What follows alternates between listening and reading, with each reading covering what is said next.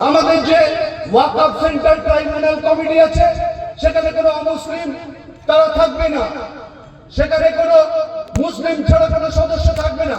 কিন্তু এই নতুন ওয়াকফ বিলে তারা ঠিক করে দিচ্ছে এখানে অমুসলিমদেরকেও এখানকার সদস্য করতে হবে, অর্থাৎ হিন্দুদের ওই ওয়াকফ বোর্ডের সদস্য করে আমাদের সম্পত্তিতে হস্তক্ষেপ করবে। সেই সঙ্গে সঙ্গে আমাদের যে মসজিদ, আমাদের যে মাদ্রাসা, আমাদের যে খানকা দরগা সেটা রেজিস্ট্রেশন করাতে হবে।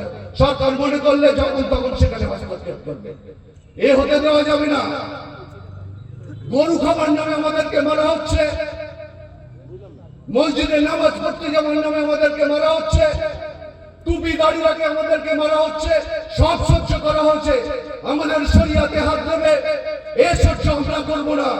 জীবনের শেষ রক্তবিন্দু থাকা পর্যন্ত প্রত্যেকটা মুসলিম ভাইকে সঙ্গে সঙ্গে আমাদের সেই সমস্ত হিন্দু ভাই যাদেরকে আমরা যারা পার্লামেন্টে 232টা ভোট দিয়েছিল, অথচ আমাদের মুসলিম সদস্য যে 40টা লোকসভা এমপি, বাকি তো তারা হিন্দু, যারা আমাদেরকে সাপোর্ট করছে তাদেরকে সঙ্গে নিয়ে কৃষকরা যদি ওই কৃষি আইন 3টি তলাক আইন পাস বন্ধ করতে পারে, আমরা ভারতবর্ষের 30 কোটি মুসলমান জান প্রাণ লড়িয়ে দেবো।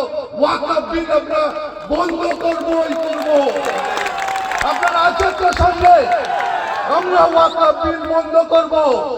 এই মোদী গভর্নমেন্ট আমাদেরকে যেভাবে মুসলিমদেরকে দ্বিতীয় শ্রেণীর নাগরিকে পরিণত করতে চাইছে, যেভাবে আমাদেরকে বিভিন্ন অধিকার খর্ব করতে চাইছে, এর বিরুদ্ধে যদি আজ আমরা না রুখে দাঁড়াই, এই যে আমাদের প্ল্যাটফর্ম তৈরি হয়েছে, আমি সাধুবাদ জানাই ফুরফুরা, জামাত, তাবলীগ, সুন্নত সকলে এক হয়ে আজকে যে পথে নেমেছে, সেই পথকে অনুসরণ করে আগামী দিনে আমরা বাংলা বন্ধের সঙ্গে সঙ্গে দিল্লির যন্ত্র মন্ত্র গিয়ে পার্লামেন্ট বন্ধ করে এই আইন বন্ধ করব।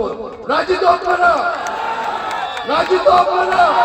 প্রয়োজনে বউ বাচ্চা সকলকে নিয়ে যাবো, নিয়ে ওখানে বসে থাকবো। 1 মাস রোজা করেছি আমরা, 1 মাস রোজা করে ফজর থেকে মাগরিব পর্যন্ত যদি না খেয়ে থাকতে পারি, আল্লাহর ইচ্ছায় 1 মাস আমরা পানি খেয়ে ওখানে পড়ে থেকে এই আইনের বিরোধিতা করব। যতদিন এই আইনকে তুলে দিচ্ছে গভর্নমেন্ট, ততদিন আমরা এই আইনের বিরোধিতা করে রাস্তায় থাকবো। আল্লাহর নামে শপথ করে বলছি, আপনারা কেউ পিছু হটবেন না। আল্লাহ আপনাদেরকে ইমানের পরীক্ষা নিচ্ছে। এই ইমানের পরীক্ষায় যারা যারা উত্তীর্ণ হবে, আল্লাহ তাদের সঙ্গে আছে, জান্নাত আমাদের জন্য সঙ্গে আছে। আপনারা এক পা পিছু হবেন না। আপনারা এই আইনের বিরোধিতায় যে যেখানে ডাকবে, মন দিয়ে হোক, মানসিকতা দিয়ে হোক, সঙ্গ দিয়ে হোক, অর্থ দিয়ে হোক, এই আইনের বিরোধিতা করুন।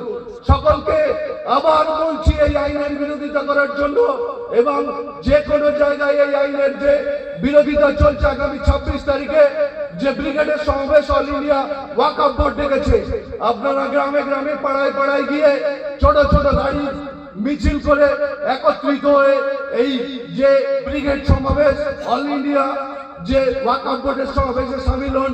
এটা আমাদের প্রেস্টিজ অফ ম্যাটার, প্রেস্টিজের লড়াই।